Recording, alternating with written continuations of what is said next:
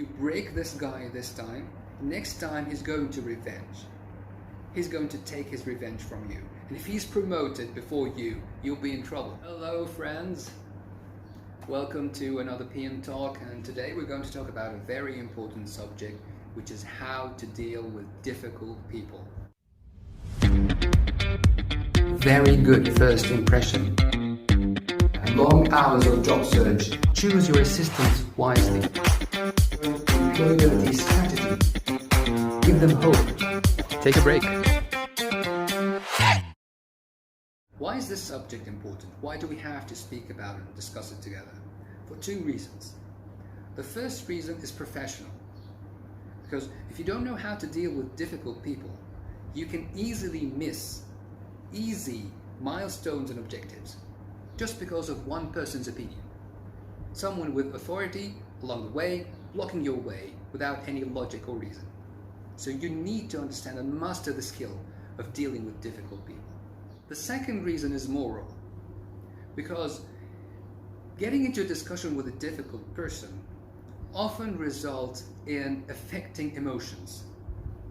And I don't want you to be the person who causes someone to go back home with a bad mood because of you, or to experience lack of sleep or anxiety because of you.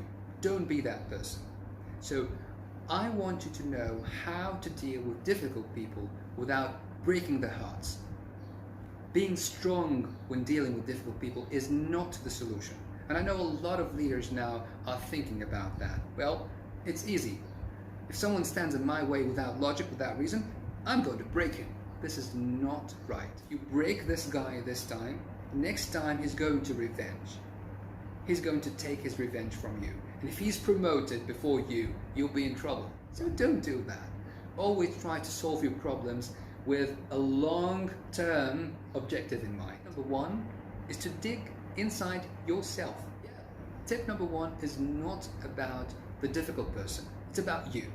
First, make sure that you are not the one who's difficult. Make sure that you are clear of any personal bias. Make sure that you are not led or misled by misinformation about that person or prejudgment to his character.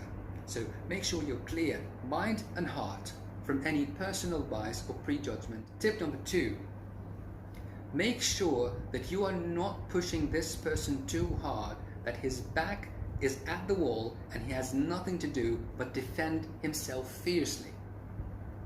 Right? So if you put someone in the corner and you keep punching, you don't expect them to just say, okay, you're right. People with dignity are just going to punch back.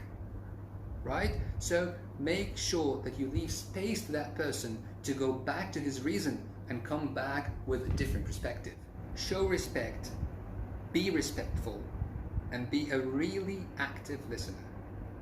People talk about active listening all the time, but in this situation, when dealing with difficult people, it is crucial to be a really active listener, to really understand and show him and exaggerate in showing him that you respect his opinion, that you are listening to each and every word he says.